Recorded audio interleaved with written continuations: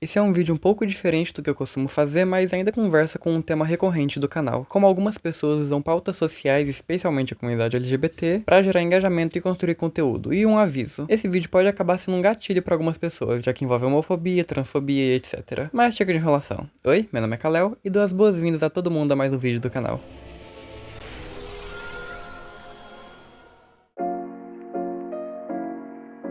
Que a internet infelizmente ainda é uma terra sem lei e isso todo mundo sabe. Some isso ao fato da LGBTfobia ser um crime frequentemente banalizado e normalizado no Brasil, e você ter um lugar onde as pessoas podem falar praticamente qualquer coisa dizendo que é só liberdade de expressão, que é a opinião delas ou que é só piada. E toda essa polêmica acaba dando muito destaque para conteúdos que criticam movimentos sociais. E é isso que muitos canais acabam fazendo aqui no YouTube. E eu vou pegar um exemplo de um desses canais que eu considero mais leve, que no caso é o canal do Matraz. Minha crítica não é ao fato de alguém discordar de movimentos sociais, o ponto que eu quero discutir é quando essa discordância vira o principal combustível de um canal, porque isso cria incentivos para produzir cada vez mais conteúdo em torno do mesmo alvo. Mas antes, por favor, não vão no canal dele para atacar ou ficar fazendo birra nos comentários. Primeiro que nem ele nem ninguém liga para esse tipo de ataque, segundo que isso não ajuda em nada na crítica ou no combate contra a LGBTfobia. Mas agora sim, bora pro vídeo. Em resumo, o canal dele bombou com um vídeo criticando The House pela lacração. Basicamente no vídeo ele disse que um dos maiores problemas é o pronome neutro que usam com Rain, além de ficar chamando ela no masculino, mas enfim. Ele também disse que a fandom no desenho começou a ignorar a história e focar apenas na representatividade LGBT. E sim, existem pessoas que realmente fazem isso, inclusive o próprio Matraz. Tipo, todo o vídeo de The House que eu vi dele é só sobre isso. As discussões sobre representatividade aparecem com muito mais frequência e profundidade do que as discussões sobre a narrativa, os personagens ou a construção do mundo. O conteúdo sempre acaba girando em torno da lacração e deixa a história de lado. Ao contrário da fandom doente de The House, como ele chama, que reduz a obra à representatividade positiva, os vídeos dele acabam reduzindo a obra à lacração. O que você acha que uma pessoa que não conhece The House vai achar de The House assistindo seus vídeos? Mesmo que você frequentemente diga ser fã da série e acha ela incrível, você não aprofunda nesses assuntos. Essas frases muitas vezes são soltas no meio do vídeo, mas não tem nem de longe o mesmo desenvolvimento que as suas críticas à lacração da série. Mas bora continuar, porque depois desse vídeo o canal dele aparentemente teve como foco combate anti-lacração. E por que eu assisto ele? Porque eu tava tentando entender alguém que pensa diferente de mim. Eu genuinamente achava que eu iria entender o lado dele, que ele iria falar algo que eu concordasse, mas isso nunca aconteceu. Não é porque eu sou lacrador, eu já vi muito vídeo de gente criticando a construção de personagens LGBT em obras e eu concordo com muitas. O problema é que, no caso dele, eu frequentemente encontrava ataques e generalizações onde eu esperava argumentos. Além disso, vários vídeos incluem comentários que são apresentados como piadas, mas que frequentemente têm como alvo grupos específicos, como no vídeo dele de K-pop Demon Hunters, onde ele diz: "Eu não sou gay nem uma garota com problemas mentais", quando vai justificar o motivo dele não gostar de K-pop. Tipo, o que exatamente essa frase acrescenta à análise? O que ela comunica além de associar grupos específicos a algo negativo? Entende? São uns ataques tão aleatórios e tão desnecessários, e se alguém se incomoda, a resposta é que era apenas uma piada. Mas daqui a pouco eu quero voltar nesse ponto, porque a relação entre humor, preconceito e responsabilidade é mais complexa do que parece. Agora bora dar uma olhadinha no Twitter dele. Já no primeiro exemplo temos uma coisa interessante, pra dizer o mínimo, que ele usa esse maravilhoso gif com aquela palavrinha com N, que pra você que não sabe o que significa, essa é daquelas palavras que você evita ao máximo falar por conta de tanta conotação histórica que ela tem. Para termos de comparação, sabe o Bigodudo de 1940? Então, eu e muita gente se refere a ele por esse e outros apelidos porque só o nome dele já carrega muito peso histórico. E é a mesma coisa com essa palavra. Ela é uma das palavras mais carregadas de conotação racista da língua inglesa. Além disso, ele também repostou esse meme aqui. Basicamente uma imagem com os Homem-Aranha e ao lado algumas imagens. E a imagem do Miles é um macaco. Eu não achei o meme original, então eu não sei o contexto por trás. A única coisa que o Matraz falou sobre isso é que é ironia. O problema é que chamar algo de ironia não impede que ele reproduza uma comparação historicamente racista. Lembra que eu falei sobre você poder falar qualquer coisa na internet contanto que seja piada? Então aqui temos um exemplo. E ele ainda diz depois que o Miles é o Homem-Aranha favorito dele. Ele afirma gostar do personagem, mas isso não muda o fato de que esse meme reproduz uma comparação historicamente usada para ofender pessoas negras. Mas aparentemente eu não posso virar pra uma pessoa fazendo algo racista e dizer que aquilo é racista, afinal eu sou branco. E segundo o Matraz, em um vídeo dele resposta para um cara em uma treta,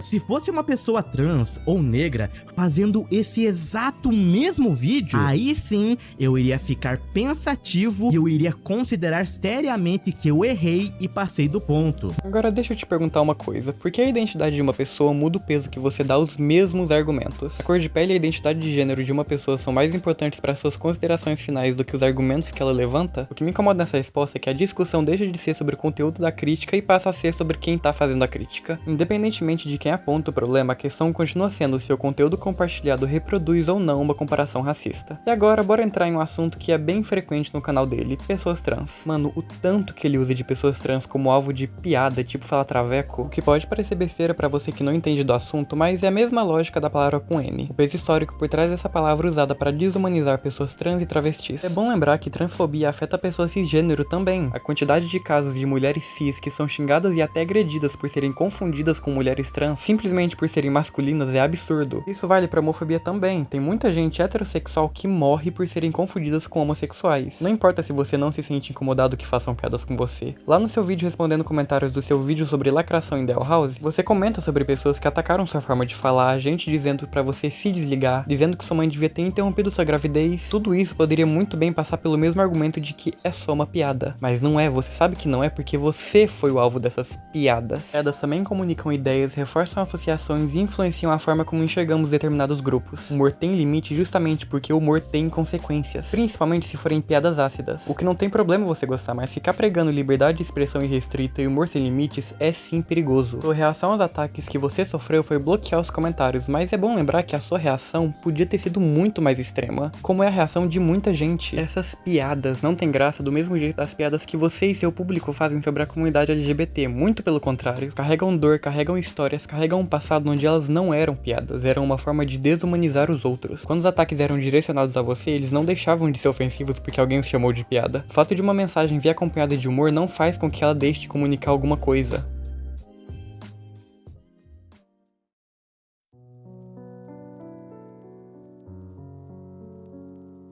Também temos ele dizendo que crianças trans não existem, e cara, isso é um discurso tão perigoso, mas ninguém entende isso. Eu quero fazer um vídeo sobre crianças trans mais pra frente, mas em resumo, ele diz que nunca é um estudo recente ou de cientistas renomados, tipo, perdão. Primeiro que não é porque é um estudo antigo que ele é falho. A ciência não é um produto com data de validade. Teoria da gravidade, teoria da evolução e inúmeras outras são todas descobertas extremamente antigas, mas que nem por isso são mentira. E outra coisa, a ciência não é uma rede social, a força de uma evidência não vem da fama de quem a publicou, mas da qualidade do método e da capacidade de outros pesquisadores verificarem os resultados. Além disso, a Endocrine Associate e várias outras reúnem milhares de especialistas renomados que atestam a existência de crianças e adolescentes trans com base em evidências. Fora isso, existem estudos extremamente recentes que mostram padrões em pessoas trans desde a infância. Mas como eu disse, eu quero fazer um vídeo me aprofundando mais nesse tema mais pra frente. O Matrosa ainda fala que se essas pesquisas fossem mesmo revolucionárias, elas estariam sendo ensinadas nas escolas, tipo... que, desde quando a escola virou um selo de validade científico? A neurociência sobre diferenças sexuais no cérebro pré-natal é um tópico de pós-graduação em medicina, não de ensino fundamental. A escola também não ensina física quântica ou cirurgia cardíaca. Nem por isso essas áreas deixam de existir. A escola não ensina nem o básico sobre diversidade sexual e identidade de gênero por questões políticas e morais, não por falta de ciência. Se a existência de pessoas trans dependesse de currículo escolar, então a homossexualidade também não existiria até os anos 2000, quando começaram a mencionar o tema nas escolas, e de uma forma ainda muito invisibilizada. A ciência existe na natureza, não na matriz curricular. E convenhamos, se a escola ensinasse tudo que existe, as crianças passariam 30 anos na sala de aula. Mas enfim, falando sobre os impactos disso. Se uma pessoa não nasce trans, de duas uma. Ou ela escolhe ser trans, ou ela se torna trans. E ambos os caminhos são muito problemáticos. Primeiro, se você soubesse o que uma pessoa trans passa no dia a dia, você nunca teria coragem de falar que isso é uma escolha. Segundo, você dizer que alguém se torna trans pode dar brecha para as pessoas compararem a transexualidade com uma doença. Isso não é nenhuma suposição, muita gente faz isso abertamente, chamando pessoas trans de doentes mentais, que é influência, que tem conserto e por aí vai. Mas no fim das contas, o motivo de eu ter feito esse vídeo não é porque eu acho que ninguém pode discordar de mim, nem porque eu acredito que determinadas pautas não podem ser criticadas. Pelo contrário, eu acho que qualquer ideia precisa ser discutida. O problema real começa quando determinados grupos acabam se tornando alvos constantes de conteúdo, piadas e indignação, porque nesse ponto a discussão deixa de ser sobre apenas ideias e começa a influenciar a forma como enxergamos pessoas reais. E é justamente por isso que eu acho tão importante falar sobre esse assunto. Não pra atacar o Matrosa, nem pra incentivar ninguém a perseguir ele ou qualquer outra pessoa, mas pra refletir sobre o tipo de conteúdo e piadas que consumimos, compartilhamos e normalizamos na internet, porque, como dito, não importa se você não liga de fazer as piadas mais pesadas possíveis com você ou com o grupo que você participa, tem gente que se incomoda, e dependendo do quão ácidas são essas piadas, as consequências podem não ser das melhores. Não importa se você não tem preconceito com as pessoas que são alvo das suas piadas, porque normalizar isso dá brecha pra pessoas que têm preconceito poderem destilar ódio à vontade e saírem impunes. Então, da próxima vez que você for fazer uma piada, pense nas consequências que ela tem tem na vida de terceiros e pense em como essa piada surgiu, porque você pode estar reproduzindo uma fala ou pensamento que nasceu com o intuito de desumanizar um grupo inteiro. Mas enfim, esse foi o vídeo. Se quiserem desabafar sobre qualquer coisa no geral, sintam-se livres pra fazer isso aqui nos comentários. Até porque é muito desgastante, tanto mental quanto fisicamente, falar sobre esses assuntos. E por isso eu peço que, por favor, deixem seu like e se inscrevam no canal, porque isso é muito importante pra mim e valoriza o meu trabalho. Esse vídeo foi bem mais demorado pra ser feito do que o convencional e deu bastante trabalho pra fazer. Mas é isso. Muito obrigado por me ouvir, mas por hoje eu vou ficando por aqui.